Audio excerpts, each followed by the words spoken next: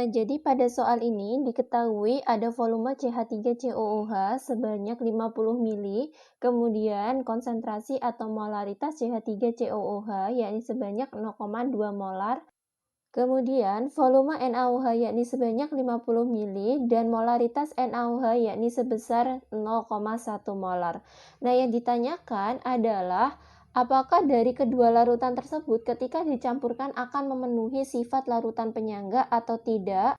Nah, sehingga untuk bisa menjawab pertanyaan ini, maka mula-mula kita tentukan mol dari masing-masing zat, di mana untuk menghitung mol dapat menggunakan rumus yakni molaritas dikalikan volume. Sehingga kalau kita hitung jumlah mol CH3COOH itu berarti 0,2 molar dikali 50 mili, yang mana hasilnya adalah 10 milimol. Kalau kita buat dalam bentuk mol, maka kita bagi 1000, yakni menjadi 0,01 mol.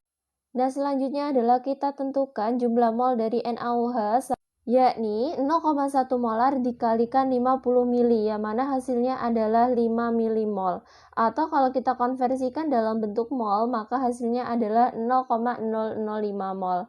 Nah, langkah selanjutnya adalah menuliskan persamaan reaksi yang benar dan kesebandingan mol dari CH3COOH yang direaksikan dengan NaOH.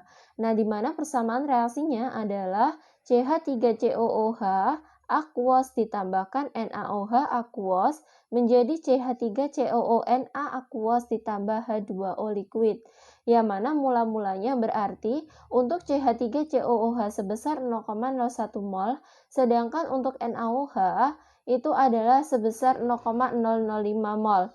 Nah, sekarang kita reaksikan, di mana ketika bereaksi itu adalah kita ambil mol per koef terkecil atau sebagai reaksi pembatasnya adalah NaOH.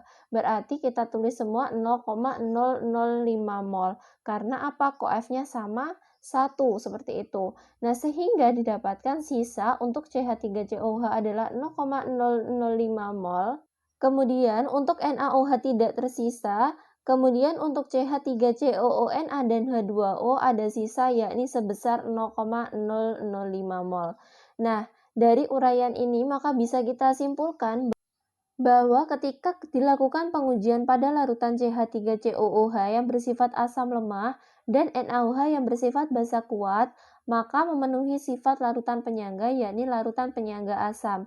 Hal ini dikarenakan konsep penyangga itu sendiri adalah larutan yang di dalamnya terkandung sisa asam lemah maupun basa lemah.